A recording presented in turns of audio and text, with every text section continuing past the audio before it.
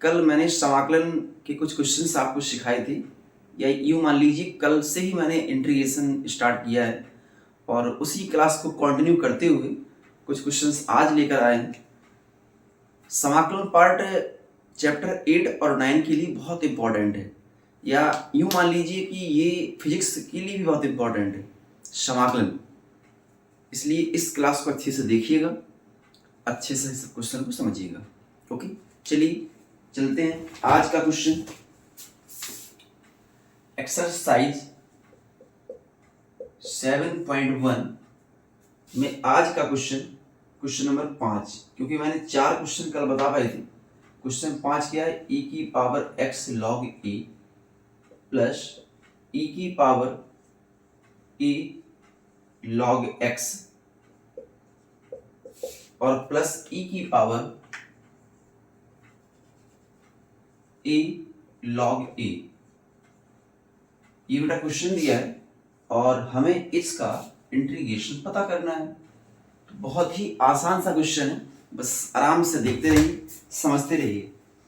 देखिए, आपको याद होगा कि m log n, अगर कभी भी इस टाइप का कोई भी क्वेश्चन दिया हो, ठीक है, और तो आवश्यकता पड़ने पर ये जो log के पहले दिया ना कोई भी संख्या हो, वो n की पावर में पहुंच जाती है। तो मतलब कहने का हुआ कि log n की पावर m इसको लिख सकते हैं। और अगर ऐसा दिया हो आवश्यकता पड़ने पर हम ये भी लिख सकते हैं। ये दोनों तरफ से है। ओके, तो बस वही देखना हमें। देखो, जो e की पावर में दिया है, log के पहले कुछ दिया है ना, तो ये पावर में पहुंच जाएगा। तो क्या बन जाएगा? e की power log a x। Okay, plus वही सेम यहाँ भी है, ये भी तो log के पहले कुछ दिया है, तो ये भी पावर में पहुंच जाएगा। और जब ये भी पावर में पहुंचेगा तो e की पावर log x की पावर a प्लस वही सेम काम यहां भी रहेगा। तो e की पावर log a की पावर a। इतना बताएं कि यहां तक आपको ये फॉर्मूला क्या समझ में आया, इसको मैंने किस प्रकार से अप्लाई किया है। ठीक है ना। अब इसके बाद एक फॉर्मूला log का ही फिर से काम आ रहा है। कौन सा काम आ रहा है? कल भी मैंने एक फॉर्मूला बताया था कल की क्लास में, e की पावर log x। कभी भी इस टाइप का कोई भी क्वेश्चन दिया हो तो e की पावर log हट जाता है, इसके बाद जो लिखा है वो केवल आता है। वही सेम यहाँ भी अप्लाई बेटा होना है। क्या यहाँ पर अप्लाई होना है कि e की पावर log का फॉर्मेट है ना, तो केवल a की पावर x बचेगा, प्लस यहाँ पर केवल x की पावर a बचेगा, प्लस यहाँ पर केवल a की पावर a बचेगा। बताइए डियर, क्या सभी को समझ आ रहा है अच्छे से? a की पावर x का समाकलन x की पावर n का रूप है ये, और ये तो अचर है। ठीक है, तो a की पावर x की समाकलन को मैंने क्या लिखाया था? a की power x upon log a। तो ये बेटा बन जाएगा, बहुत ही छोटा सा रूप बनेगा, a की power x upon log a plus ये x की पावर n का रूप है। तो x की पावर n का कोई भी समाकलन हो उसमें केवल पावर ऐड, एक पावर ऐड हो जाती है, केवल 1। तो देखिए, a की पावर x की पावर a प्लस 1 हुआ, और वही पावर को नीचे भी लिख दिया जाता है, x की पावर n के रूप का था। ठीक है, प्लस ये बेटा अचर है, तो अचर तो अलग हो जाता है, तो ये अचर अलग हो गया, और जब अचर अलग हो गया तो अंदर तो 1 तो बचा ही होगा। और 1 का समाकलन क्या सिखाया मैंने आपको? x, मैंने x यहाँ दिए पहले और प्लस का c जोड़ दिया। या यूं मान लीजिए कि हर एक समाकलन में, अचर समाकलन में x शामिल हो जाता है। बताया था ना कल, 2 का 2x, 3 का 3x, 5 का 5x। उसी प्रकार a की पावर a का x, a की पावर a, अचर पद को शामिल कर दिया। ठीक है, बेस्ट है ना। चलिए अब आगे क्वेश्चन नंबर 6। तो क्वेश्चन 6 क्या है? cot स्क्वायर x और अपॉन में दिया है cos x।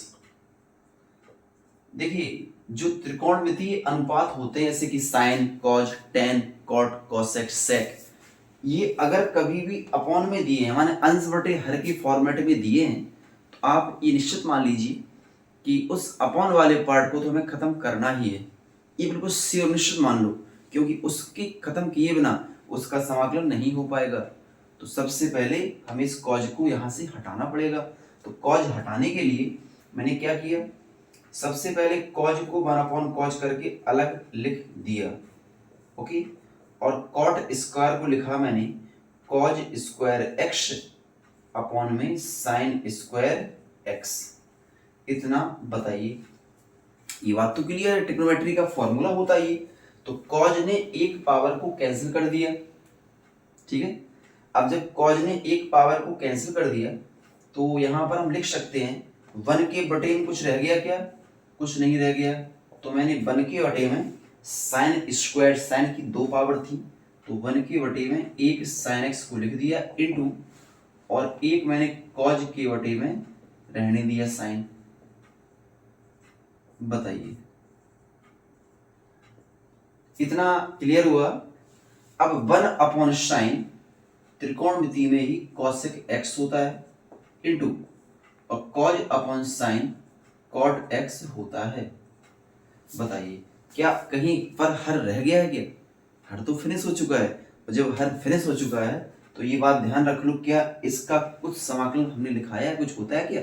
तो cosec x into cot x का लिखाया है माइनस का cosec x और प्लस c। बताइए क्या प्रॉब्लम है? कोई भी प्रॉब्लम नहीं है, बहुत आसान सा रूप है। बस जो मैंने सिखाया उसको जान लीजिए। कभी भी अंश बटे हर के रूप में त्रिकोणमितीय रेशियो नहीं होने चाहिए, अगर हैं तो उन्हें हटाने का प्रयास करिए, ओके। वही तो मैंने किया है। तो cosec इंटू कॉट का माइनस cosec x हो गया, ओके। बात क्लियर है? चलिए अब आगे देखते हैं नेक्स्ट क्वेश्चन। अगर क्लास अच्छी लगी तो उसको लाइक, शेयर और सब्सक्राइब अवश्य करें।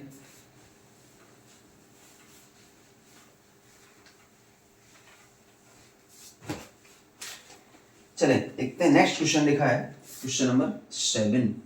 इसमें लिखा है केवल tan स्क्वायर x, ओके। एक दो क्वेश्चन और लिख लेते हैं। और क्वेश्चन नंबर 8 लिखा है cot x माइनस में tan x का होल स्क्वायर। ये 8 नंबर हो गया है। चलिए पहले इन्हीं दोनों को देखते हैं, इन्हीं को, ठीक है। तो हमें क्या दिख रहा है कि ये बेटा लिखा है tan स्क्वायर। एक बात और जान लो, अगर कभी भी त्रिकोणमितीय रेशियो आई मीन टू से sine cos tan cot cosec sec की पावर दी हो, वो पावर कुछ भी हो, जैसे कि 2, 3, 4 कुछ भी पावर दी हो, तो उनका भी समाकलन डायरेक्ट नहीं होता है। तो हमें उसको भी किसी न किसी में कन्वर्ट करना होता है, और ऐसे रूप में कन्वर्ट करना होता है कि उनकी घातें खत्म हो जाए, उनकी पावर को खत्म करना होता है। क्योंकि पावर यहाँ भी लगा है, पावर यहाँ भी लगा है, इन दोनों की डायरेक्ट समाकलन नहीं है, इनको हमें किसी न किसी में कन्वर्ट करना पड़ेगा। और डायरेक्ट समाकलन घातों में केवल 2 की ही है, एक सेक स्क्वायर एक्स और एक कॉसेक स्क्वायर एक्स, जो कि मैंने आपको लिखा दिए हैं फॉर्मूले। ये 2 की पावर में है बस, अदरवाइज किसी के भी पावर में फॉर्मूले नहीं है। तो सेक स्क्वायर का होता है tan x और cosec स्क्वायर का होता है माइनस में cot x। अगर पॉसिबिलिटी है तो इसको इसमें कन्वर्ट कर लीजिए, नहीं तो कुछ और करना पड़ेगा। तो हमें दिख पा रहा है कि tan स्क्वायर x को हम sec स्क्वायर x माइनस 1 लिख सकते हैं। बताएं बेटा, ये त्रिकोणमिति का फॉर्मूला है, ऐसा है ना। अब जो मैंने लिख दिया है sec स्क्वायर x, उसका तो हमारे पास इंटीग्रेशन है। तो sec स्क्वायर x का होता है tan x, और 1 का तो सभी जानते हैं, और प्लस का मैंने c जोड़ दिया। कोई प्रॉब्लम? आगे देखो next, cot x minus tan x, यहां भी तो पावर 2 लगी है। जब कभी भी इस फॉर्मूले का रूप हो कि a माइनस बी का होल स्क्वायर या फिर a प्लस बी का होल स्क्वायर कभी भी हो, तो अधिकांशतः उन फॉर्मूले को ओपन करना होता है। तो ये a माइनस बी की होल स्क्वायर का रूप है ना। तो हमें इस फॉर्मूले को तोड़ना पड़ेगा। तो अगर हम इसको तोड़ते हैं तो a माइनस बी का होल स्क्वायर ये बेटा होता है a square plus v square minus में 2 इंटू ए और इंटू वी। ये बताइए क्या ये बातें आपको समझ आ गई हैं? अगर इतना आ गया है तो बस आपको आगे भी समझ जरूर आएगा। ये बताएं पहले इतना क्या समझ में आपको आ रहा है? इन पूरे पावर से मैंने अलग अलग पावर तोड़ ली। अलग तोड़ने का मतलब क्या हुआ?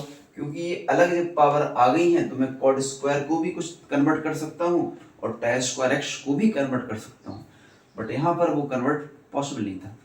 ठीक है, अब क्या करेंगे? देखो कॉट स्क्वायर को, चूंकि इसका तो डायरेक्ट इंटीग्रेशन नहीं है, तो कॉट स्क्वायर एक्स को लिखा cosec square x minus 1, okay, और tan स्क्वायर एक्स को लिखा सेक स्क्वायर एक्स माइनस 1।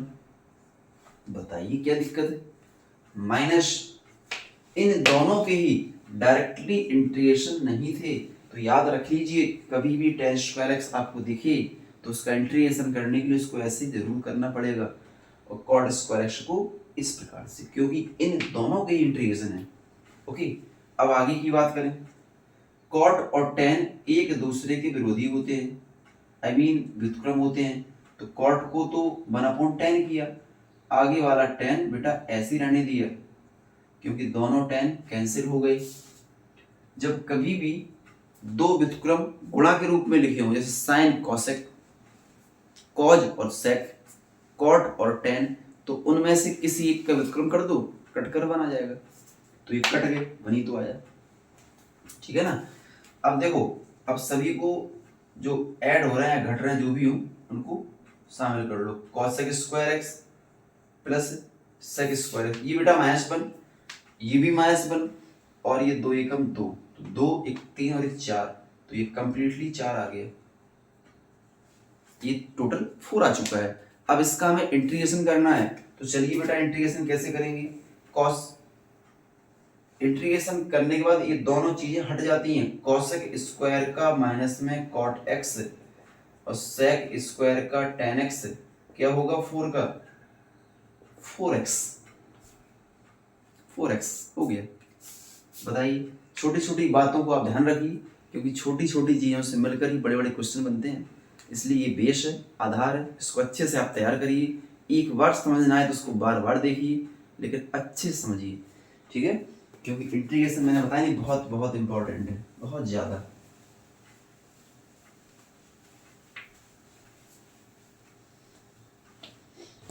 चलिए बेटा आगे देखते हैं। क्वेश्चन नंबर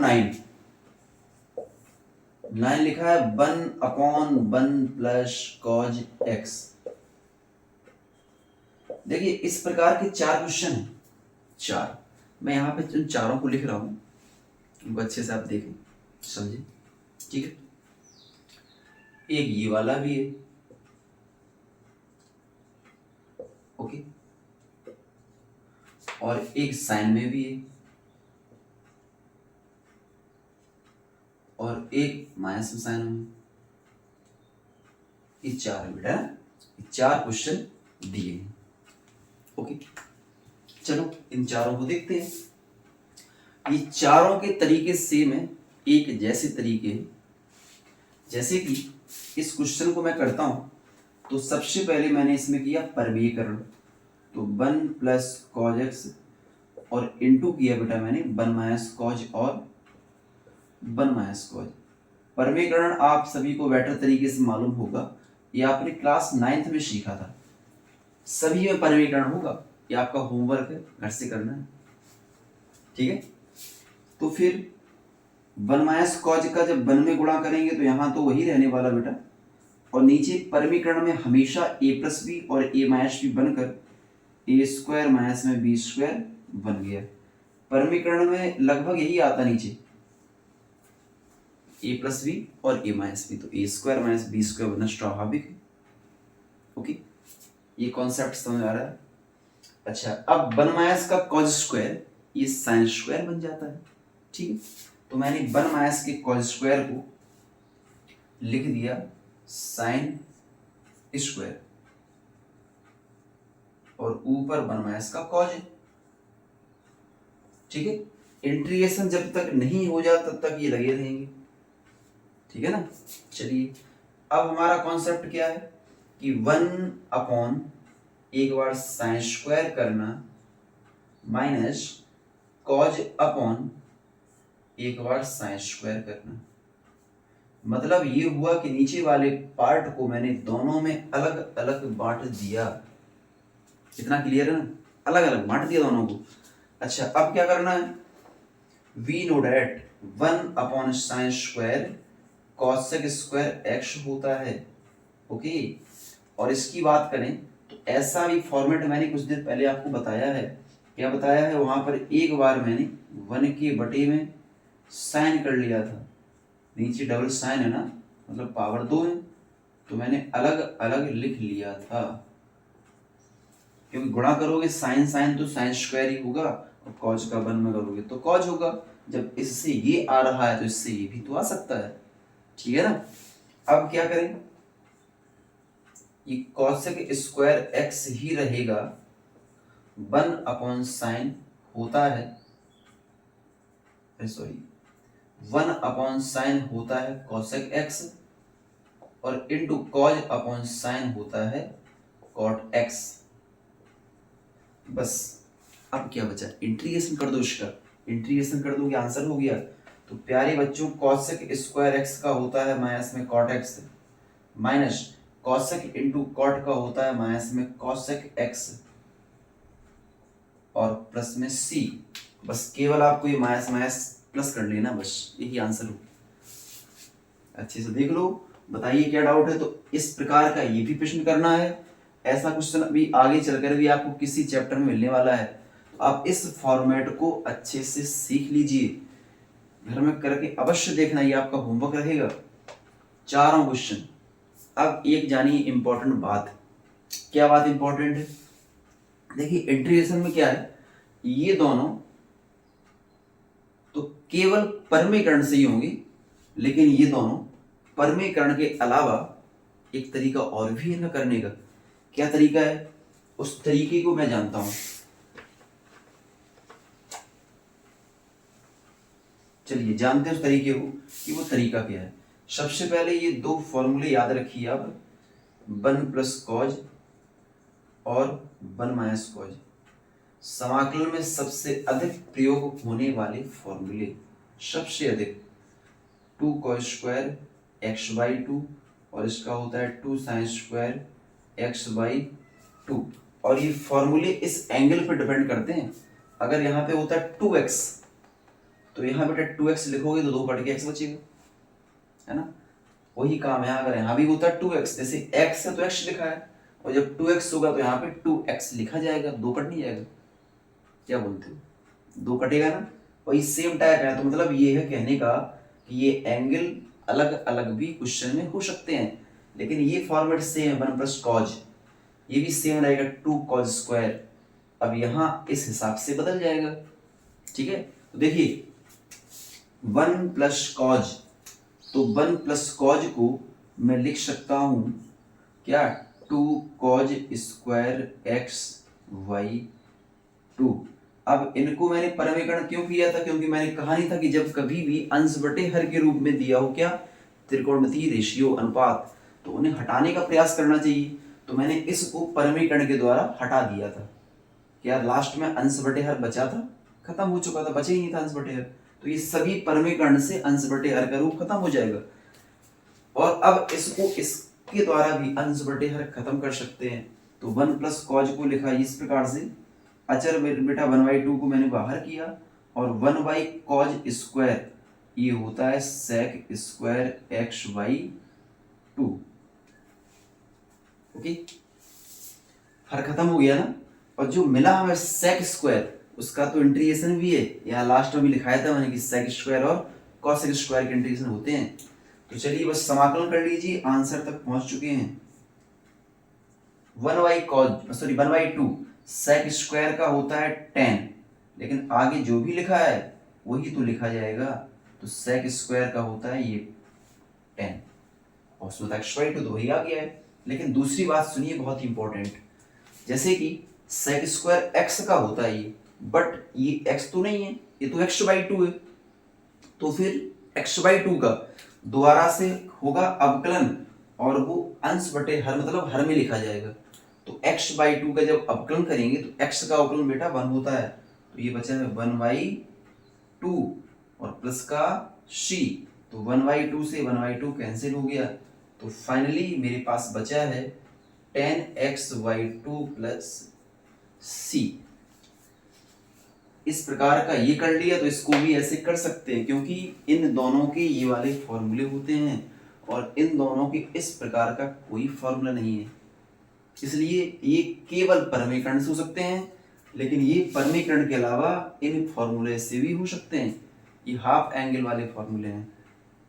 ओके, क्लास को बेटा बहुत अच्छे से देखिए, जब भी क्लास देखा करें तो पेन और कॉपी अवश्य लेकर बैठें, उसको सॉल्व भी करते आएं, क्योंकि मैथ जब तक रिवीजन नहीं करोगे, जब तक पेन चलाओगे नहीं, तो मैथ नहीं आने वाली।